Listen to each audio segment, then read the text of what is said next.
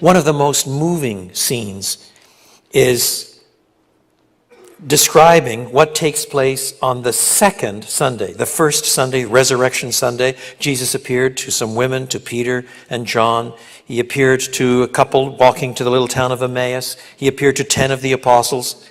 And now on the second Sunday, we read these words. John chapter 20, that's the fourth gospel. Matthew, Mark, Luke, and John. Chapter 20, beginning at verse 24. Now Thomas, also known as Didymus, one of the 12, was not with the disciples when Jesus came. So the other disciples told him, "We have seen the Lord." But he said, "Unless I see the nail marks in his hands and put my finger where the nails were and put my hand into his side, I will not believe."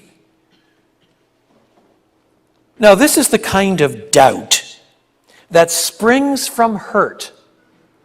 He did not want to be duped. He had believed that Jesus was the Messiah. And then Jesus had died.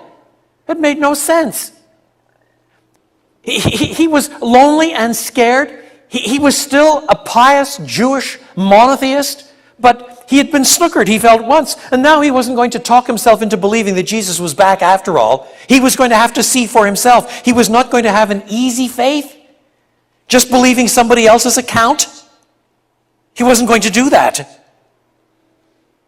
In other words, he wanted, in his own sights, to distinguish between faith and gullibility. So he therefore laid out the most extreme test he could imagine.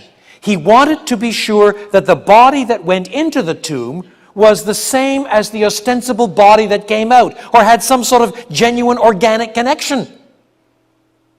So he specifies, "Unless I can put my hands in the wounds, I chair the Gospel Coalition." Our executive director is a chap called Ben Pace. Ben is an identical twin. And when I say identical twin, I mean identical twin. They look alike generally, but the same little smirks and smiles and so on. They are spitting images of each other. I'm sure if you know them well enough, you can tell them apart. I can't. So last year when we had our council meeting, Ben was around, of course. But, of course, we didn't tell anybody on the council that his brother was showing up, too, to help. So at one point in the council meeting, I said, guys, I should tell you that our executive director has been working so hard. With so much work to do, we decided to clone him and get 2 of them. And I pointed to the other one. Well, maybe Jesus has a twin. Maybe he can come out of the tomb. Maybe he can be the new Jesus. But then where are the wounds? Not only the wounds from the nails, but the shaft that went up under his rib cage into the pericardium and pierced the flesh such that blood and water flowed out. Where are the wounds?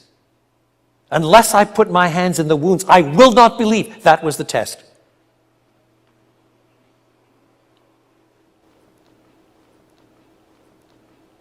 A week later, his disciples were in the house again, and Thomas was with them.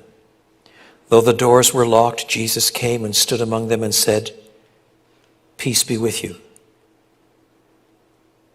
Then he said to Thomas, "Put your finger here. See my hands. Reach out your hand and put it into my side. Stop doubting and believe."